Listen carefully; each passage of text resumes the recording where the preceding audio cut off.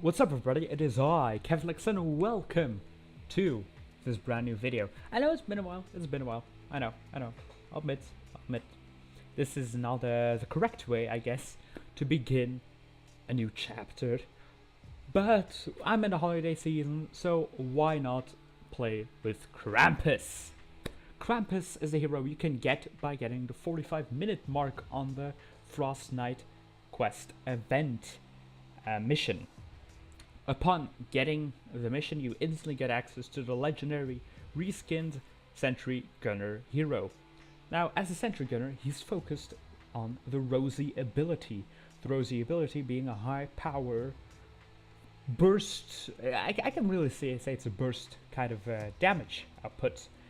You can see from the gameplay that there are going to be moments where I'll hit super hard, and other moments where I'm just literally not doing anything because I'm not in my Rosie.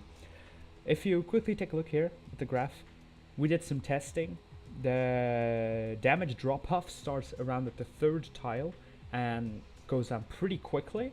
At the final 8 to 16 tiles, it kind of flatlines, kind of stagnates. But then again, the damage numbers are already way too low that it's not even worth keeping at that point. If you go beyond 15 tiles, actually, you do 0 damage. 0 damage beyond 15 tiles. Why? Because the bullet just disappears. It dissipates. There's no reason to shoot beyond 15 tiles, and in my opinion, there's also no real reason to shoot beyond 5 tiles, and preferably stay below the 3 tile marker so you do your maximum damage. Having said that, though, let's take a look at Sentry Gunner Krampus' stats. So, as a Sentry Gunner, he is an energetic tinkerer who fills the heart of the storm with lead. That referring, of course, to his Rosie ability. He begins with creative engineering, like every single constructor, being able to build 10% quicker and reduce the costs of building by 10%. Simple. You also have your base, which I'll go on later. You got kinetic overload, which is also standard across the board for all constructors. Then we have electrified floors. They do very minimal damage.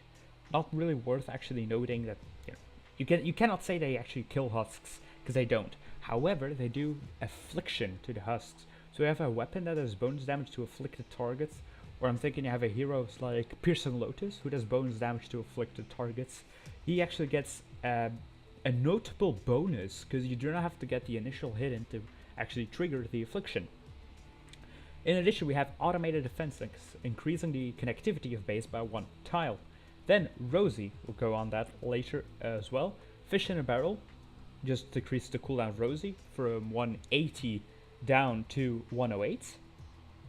Then Campaign of the Rosie, which increases your damage. Big Brother, increasing the connectivity once more. Decoy, that's a very interesting one. He has a vanilla decoy. There is nothing more to say on that, yet it is very, very, very useful on this hero. Finally, Lofty Architecture to increase the health of all buildings by 15% connected to base, combined with War of the Rosie, which will increase your damage once more by 13% and will convert all your physical bullets into energy bullets, making them more effective against elemental husks but less effective against physical husks. Now, I said we're going to look later into base and Rosie. Now, with all these things, we know that base has electrified floors, has additional health, and it has a +2 in additional connectivity. So we know that the base is actually relatively big. I mean, it's actually one of the bigger bases. On top of that, we have the affliction, which can come in useful, but you also have the additional health, which is very useful, because if a husk beats on the walls, they actually take some damage back. So having a +5 in your total base connectivity is it's very powerful. Then Rosie, wow, just wow. You shoot 7 times per second. With my current setup, I have a base damage of 33,900.488 damage. Just round it up to 34,000. 34,000 per single bullet with a DPS of 7 times per second, that goes up to 238,000 damage per second. If you stay, of course, below the 3 tiles. Once you start going beyond the 3 tiles, it will start to get decreased. However, if I'm not mistaken, once you shoot 27 bullets, you overheat. And you have to wait down 3.5 seconds. I may be wrong on those numbers, but it feels somewhere around that. So knowing that, you can actually pump out 238,000 DPS for roughly 9 seconds without any repercussions, which is the biggest reason why I really love Sentry Gunner, because you can hit hard super quickly. You'll see in the gameplay that there are moments when I actually kill husks at a very fast pace. Finally, with Decoy, as I said, since it has nothing, it's just a good ability to have. You don't have to be a controller or a demolitionist to have a strong decoy. Just throw it down, husks get attracted for 7 seconds, you can get easy kills, or you can pull them off the walls so you can throw down a trap or repair them. Simple. Decoy is one of the most powerful abilities because it doesn't really need any good perk investment to be already strong, unlike something like frag grenades or anti-material charge. Now let's look into some loadouts you can do with this.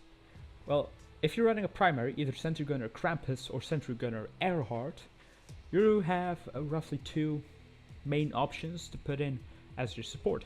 Either ability damage from Blade Storm or the Shuriken Masters, or you put in energized from Reclaimer or Sanguine. Now, this is something very worth noting. If you take a look at the hero ability damage modifier of Reclaimer, it's currently at 19.5. Okay?